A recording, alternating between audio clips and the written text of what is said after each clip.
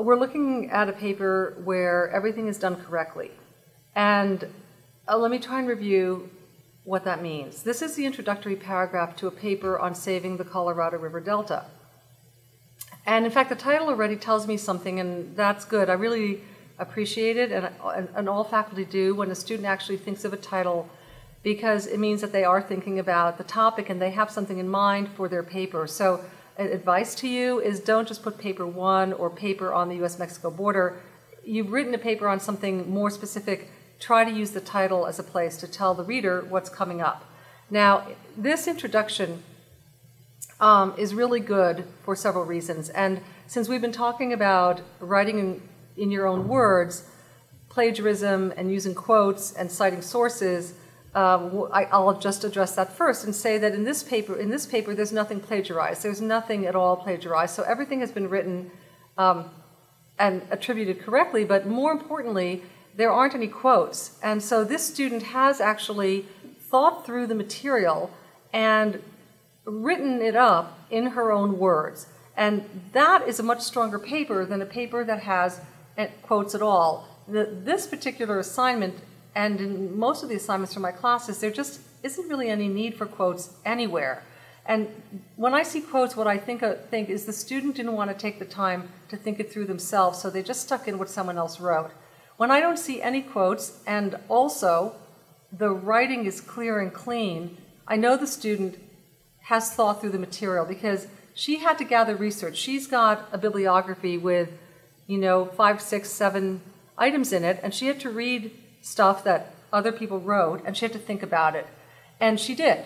And I see this in a number of ways. So she starts off with kind of taking a bit of a distance from the topic, which is saving the Colorado River Delta, and that doesn't even appear in the first 2 sentences. First, she says water is essential for not only survival, but for prosperity. So that sort of tells us, oh, well, okay, so this topic about the Colorado River Delta matters because water really matters. Okay, and then in the western United States, many take for granted the abundance of this natural resource that is not necessarily native to their state. So now she's also saying that people tend to take water for granted, and the suggestion would be, I think you would agree with me, that maybe her paper is that we shouldn't be doing that. And so we already got that. We got, this is a topic that matters because water is essential, and we got that it's taken for granted, but we really shouldn't. And that's just in 2 sentences. So this tells me that she's just thought about it, and I like that she's been a little bit creative, and she is situating her paper in something bigger than just the topic itself.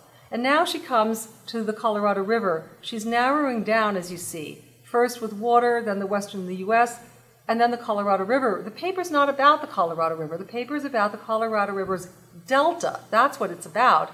But here she narrows down more and tells us something about the Colorado River, that it provides water to over 30 million people in 7 different states. And here's this number 1, which is her reference. And so she has used her own words, but she's citing the source. Where did she get this? She got it from Ward 2001. And we can go to her bibliography and we'll find what that is. Is it a book? Is it an article? We'll discover that in her bibliography. Now she says, in addition to these states, the river also provides water to Mexico, where the lower basin of the river creates the Colorado River Delta. This is really a perfect introduction because she's gone from the most general, coming down within 5 lines, to the topic of her paper. Now we can situate it. We know that the Colorado River Delta is the delta of that river, that the river flows through 7 states in the United States, that it serves over 30 million people. She's done this in her own words, and she's done it in 6 lines. It's really, really well done. And now that she's come to the delta, she starts to tell us more about it, because after all, why do we care? She needs to make us care. It's the introduction. So she says that this delta creates the largest and most critical wetland for avian and aquatic species of concern, and even in its depleted state is the largest wetland in Southwest North America. Well, okay, that makes me think the delta is important. And there's a citation again.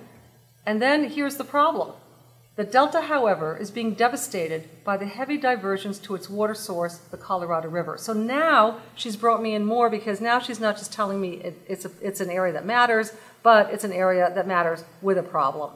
And she continues to explain that the delta receives only a fraction of its natural flow, and even that has high salinity, Okay, so she's setting up that there's a problem. And now she turns it around and she says, yet despite the delta's shrunken and contaminated water supply, there is still hope of recovering its endangered wetlands. The Colorado River Delta can be restored if the U.S. and Mexico recognize the delta as a stakeholder in the battle over riparian rights. So she's taken us from not knowing anything about the topic into where it's located, what the problem is, and the fact that there's some hope for it, and here's how that will come about. This is a masterful introduction, and it was all written by the student, and it could only be written because she thought about her different sources down here, what the material was, and she brought them together in her own way to create a really nice introduction to her paper.